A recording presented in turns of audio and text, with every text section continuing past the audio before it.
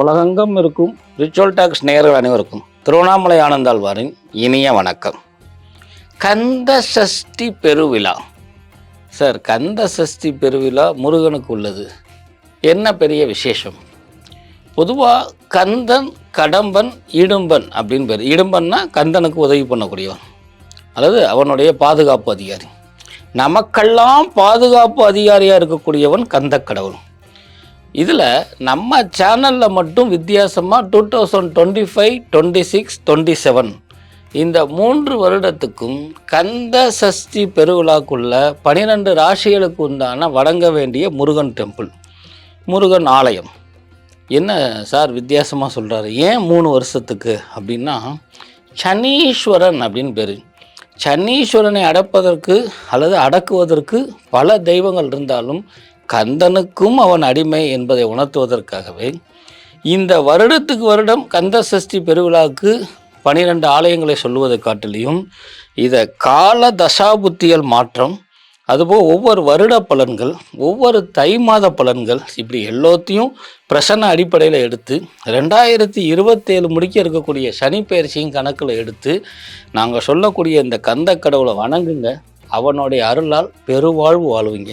இப்பொழுது 12 ராசிகளுக்கு உண்டான பலாபலன்களை பார்ப்போம், வாருங்கள்.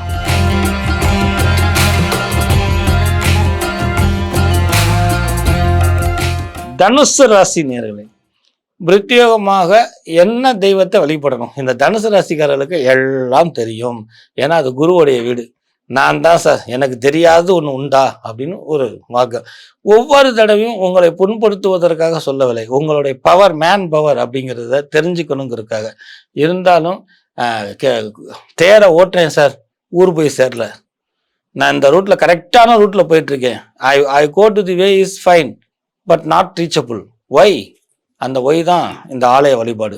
அந்த ஒய் தான் எப்பேற்பட்ட கிரகச்சாரங்களாக இருந்தாலும் நீங்கள் ஜெயிக்கக்கூடிய அமைப்பை கொடுக்கக்கூடிய ஒரு ஆற்றலை கொடுக்கறது. அந்த குருக்கு குருவாயும் இருக்கக்கூடிய இந்த தனுசு ராசியில் இருக்கக்கூடியவர்கள் பிரத்யேகமாக வணங்கக்கூடிய முருகன் ஆலயம். இது சார் நீங்கள் 25க்கு மட்டுமா அப்படின்னு திருப்பிக்கலாம். அந்த நிகழ்ச்சியினுடைய ஆரம்பத்திலே சொன்னேன், 25, 26, 27 குறிப்பாக சனி பயிற்சி காலகட்டத்தையும் உணர்த்தி தான் அப்படிங்கிறத உங்களுக்கு பிரத்யேகமாக சொல்ல கொடுக்குது. சுவாமி மலை அப்படின்னு சொல்லக்கூடிய கும்பகோணத்துக்கு பக்கத்தில் இருக்கக்கூடிய சிவகுருநாதன் பேர். தந்தைக்கே உபதேசம் பண்ணவன் நடந்து.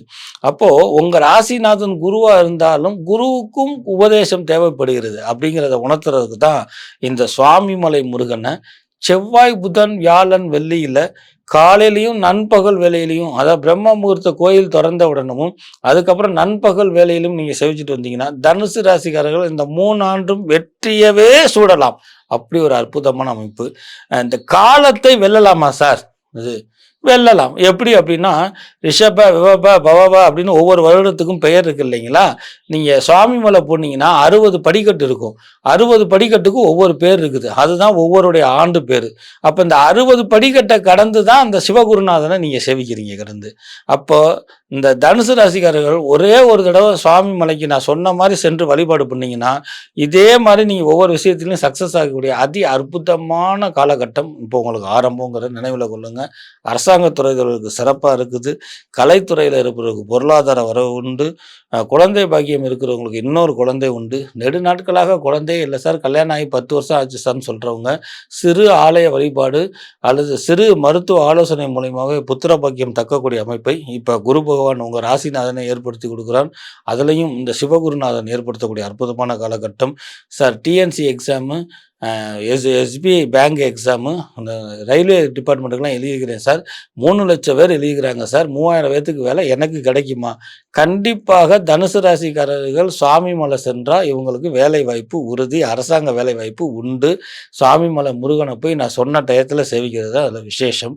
ஸோ அதை பயன்படுத்திக்கங்க. ஆன்லைன் பிட்லைன் காயின்ஸில் இருக்கிறவங்களுக்கு தற்சமயம் சமச்சீராக போய்கிட்டு இருக்குது. புதிதாக வாங்கவும் வேணாம், இருக்கிற சேர விற்கவும் வேணாம், நடுநிலையமாகவே போய்கிட்டு இருக்கட்டும். 2027 பிப்ரவரி மாதத்துக்கு அப்புறம் திடீர் பொருளாதார அபிவிருத்தி. ஒரு காலத்தில் இந்திர விகாஸ் கிசான் விகாஸ் பத்திரம் எப்படி கூடிச்சோ அந்த மாதிரி ஒரு யோக பலன் கொடுக்கக்கூடிய அற்புதமான காலகட்டம் உங்களுக்கு காத்து கொண்டு இருக்குங்கிறத நினைவில் வச்சுக்கோங்க. ஆன்லைனில் அவசரப்பட வேண்டியதில்லை.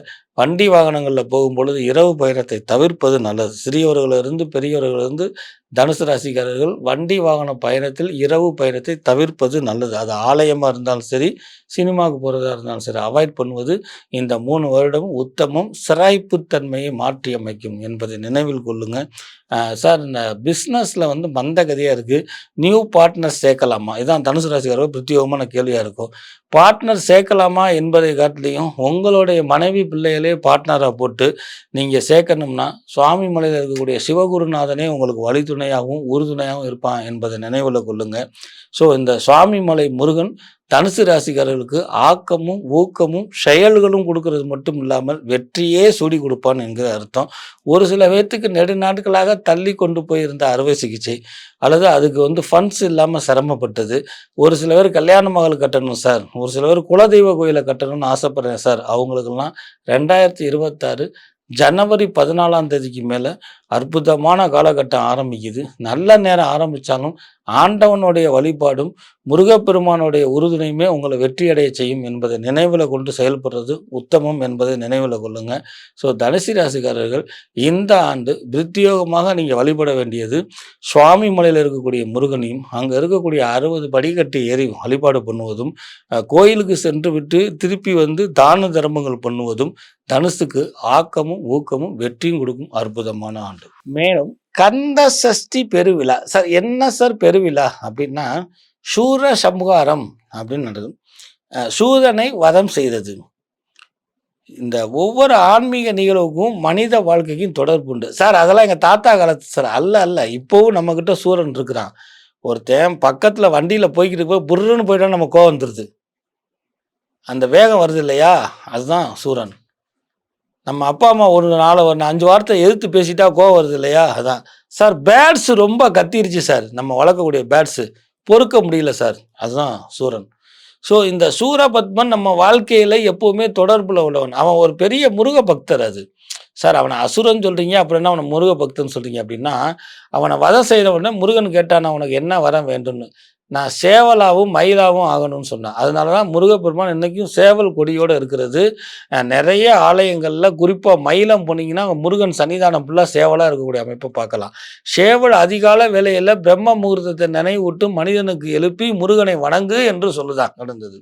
அப்போ அந்த அசுரன் எப்பேறிப்பட்டவன் பாருங்க. இதில் இருந்து மனித வாழ்க்கைக்கு என்ன தொடர்புனா, நம்ம மனதுக்குள்ளேயும் அசுர குணம் இருக்குது. அது எப்போ வேணால் வெளிவரும். அந்த அசுர குணத்தை குறைஞ்சிட்டாரு pressure, BP, sugar, salt, heart disease, மண்டை கோளாறு இதெல்லாம் இருக்காது. இது எல்லாம் ஏறிக்கிச்சுன்னா ஏன் சார் நீங்கள் எப்படி சொல்கிறீங்கன்னா, சூரனை வதம் செய்யும் பொழுது கஜமுகாசூரனாக வருவான், அசுரனாக வருவான், அப்புறம் சேவல் தலையோடு வருவான். நீங்கள் அந்த நிகழ்வை தொலைக்காட்சியில் இல்லை நேரில் பார்க்குறவங்களுக்குலாம் தெரியும். அப்போ நம்முடைய மண்டக்கணமாகப்பட்டது பல்வேறு ரூபங்களை கோபத்தை வெளிப்படுத்தும். கோபத்தை குறைத்து கொள். கோபமே குறைக்க முடியலையா, முடிவில் சரணாகதி அடி, கந்த கடவுளாக கூடிய செந்தூரில் இருக்கக்கூடிய செந்தூர் வடிவேலவனை சரணாடி அடி அப்படின்னு சொல்லக்கூடியதுதான் மனித வாழ்க்கைக்கும் இதுக்கும் தொடர்புடைய கந்த சஷ்டி. இந்த கந்த சஷ்டின்னு சொல்லாமல் ஏன் பெருவிழா தெரியுமா? ஒவ்வொரு தடவும் அந்த நிகழ்வை தொலைக்காட்சி வழியாகவோ அல்லது நேரடியாகவோ நம்ம சேவிக்கும் பொழுது பெரும் பாக்கியத்தை அடைகிறோம். அது சார் 6 நாள் நான் விரதம் இருக்கணுமா சார், முடிவில் நான் வாழைப்பழமும் பாலும் சாப்பிடுமா சார் அப்படின்னா, முருகா முருகா முருகா என்று உள்ளம் சூடுனா அந்த 6 நாள் சாப்பிட வேண்டியதில்லை. இன்னைக்கு இவ்வளோ கூட்டம் கூடுது, விரதமே இருக்க வேணாங்கிறது என்னுடைய வாதம் இல்லை. ஒரு இலக்கை அடையணும் அப்படின்னா அதற்குண்டான வழிபாடு முறையில் விரதம் முக்கியம். அதெல்லாம் காட்டிலையும் முருகன் வந்து எளிமையானவன். உன்னைத்தான் பாட வந்தேன் வண்ணமயில் வேல் முருகான்னா முருகன் இறங்கி வந்துட்டானா. நீ என்னையா பாட வந்த, ஏதோ நான் காட்சி கொடுக்குறேன்னு காட்சி கொடுத்த நிகழ்வு நிறைய இடத்துல கேட்டிருக்கோம். அப்போ என்ன அர்த்தம்? இந்த மதுரை ஷோமுன்னு ஒருத்தர் பாடகர் இருந்தார். அவர் பாடினார், அலையா அலை கடலா அப்படின்னாரு. நம்ம அந்த மக்களுடைய கூட்டத்தை பற்றி பாடினார். இந்த நிகழ்வில் நீங்கள் இந்த தொலைக்காட்சி வழியாக பார்க்கும் பொழுது பார்த்தீங்கன்னா, கடல் வந்து பார்த்தீங்கன்னா ஆக்ரோஷமாக வந்து அலை அடைக்கும் அல்லது ஆனந்தமாக வந்து அலை அடைக்கும். செந்தூரில் அப்படி இருக்காது. ஏன்னு கேட்டிங்கன்னா, அதிகமான மக்கள் தொகை ஏற்படக்கூடிய அற்புதமான அந்த நிகழ்வு திருச்செந்தூரில் இருக்குது. இந்த திருச்செந்தூர் மட்டும் இல்லாமல் எல்லா முருகன் சொல்லத்திலையும் கந்த சஷ்டி பெருவிழா சிறப்பு. நம்ம தொலைக்காட்சியில் மட்டுமே 12 ராசிகளுக்கு உண்டான முருகன் கோயிலையும் குறிப்பாக இந்த கந்த சஷ்டி விழாவும் நீங்கள் கடைபிடிச்சு பெருவாழ்வு வாழணுமாய் சொல்லி உங்களிடமிருந்து விடைபெறுவது திருவண்ணாமலை ஜோசியர் டி. ஆனந்தாழ்வார்.